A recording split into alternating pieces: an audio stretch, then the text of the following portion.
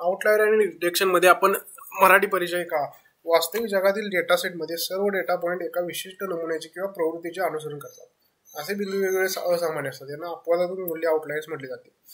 अपवादात्मक मूल्ये जे उद्भवू शकतात डेटा संकलनामधील चुका, मापनातील दोष किंवा दुर्मिळ पण महत्त्वाच्या घटना। मशीन लर्निंग आणि डीप लर्निंगमध्ये आउटलायरमुळे मॉडेलचे प्रशिक्षण बिघडते आणि सर्वसाधारणरित्या जनरलायझेशन कमकुवत होते। रिग्रेशन सारख्या मॉडेलमध्ये हे चुकीचे पॅरामीटर अंदाजाला कारणीभूत ठरतात। निदान सायबर सुरक्षा, फसवणूक शोधणे, वैद्यकीय निदान, ऑटोमॅटिक डिटेक्शनमध्ये आउटलायर उपयोगाचे आहे। म्हणून आउटलायर ओळखणे आणि योग्यपणे हाताळणे हे सक्षम एमएल प्रणाली तयार करण्यासाठी आवश्यक आहे।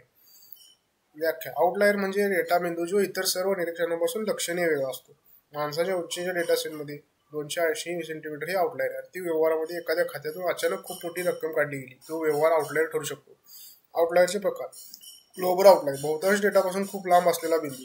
कॉन्टेक्स्चुअल आउटलायर, एका संदर्भात असामान्य म्हणून दुसऱ्या संदर्भात असामान्य। उन्हाळ्यात 30 डिग्री सेल्सिअस सामान्य पण हिवाळ्यात तोच आउटलायर ठरतो। कलेक्टिव्ह आउटलायर, डेटाचा एक गट जो वेगळ्या पद्धतीने वागतो, उदाहरणार्थ नेटवर्क ट्रॅपिंगमध्ये अचानक स्पाइक। कार्यपद्धती: आउटलायर डिटेक्शन टेक्निक जे महत्त्वाचे आहे, जी कारण की डिस्टन्स बेस्ड, डेन्सिटी बेस्ड आणि मॉडेल बेस्ड या प्रकारात उद्भवली जाते। तर distance based KNN model distance outlier म्हणजे आपण शेजाऱ्यांपासून खूप लांब असलेले बिंदू।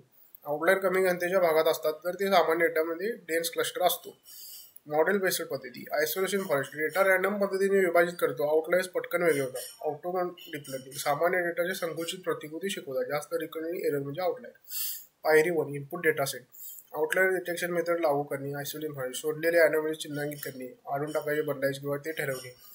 आता याची सांख्यिकी पद्धती जी आहे त्याची हेड स्कोर आणि IQR साठी त्यासाठी मीन आणि स्टँडर्ड डेविएशन काढणार लागतो। जर x मायनस u आपण समजा x इज मीन आणि स्टँडर्ड डेविएशन u घेतला, तर त्यामध्ये k is value k outlier टाकून स्युडो कोड उदाहरण प्रवृत्त करता येतो। For each data points x is equal z x minus mean standard deviation z is greater than 3 mark as outlier. आता आव्हाने मर्यादे काय नाही। हाय डायमेन्शनॅलिटी, जास्त परिमाणात डेटामध्ये डिस्टन्स बेस्ड पद्धती फेल होतात। इम्बॅलन्स्ड डेटा, आउटलायर्स खूप कमी असल्याने शोधणे अवघड जाते। कंटेक्स्ट डिपेंडंट, एका संदर्भातील आउटलायर दुसऱ्या संदर्भात सामान्य असू शकतो। Over remove risk, compositional cost, आर्थिक दुर्मिळ, फ्रॉड डिटेक्शन।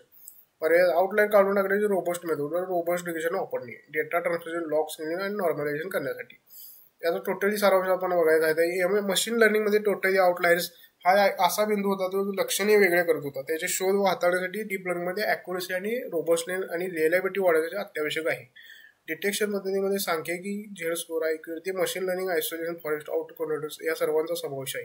हाय डायमेन्शनल डेटा, इम्बॅलन्स्ड और ओव्हर रिमूव्ह धोका। भविष्यातील दिशा: हायब्रिडसाठी ही पद्धती सांख्यिकी आणि डीप लर्निंग यांचे टोटली मिक्सचर वापरून एकत्रित करण्याचा उद्भवलेला आहे। Real time outlier detection streaming डेटामध्ये वापरली जाते। इंटरप्रेटेड मॉडेल स्पष्ट आणि समजण्यासाठी अॅनोमली डिटेक्शन मॉडेल वापरले जाते। धन्यवाद।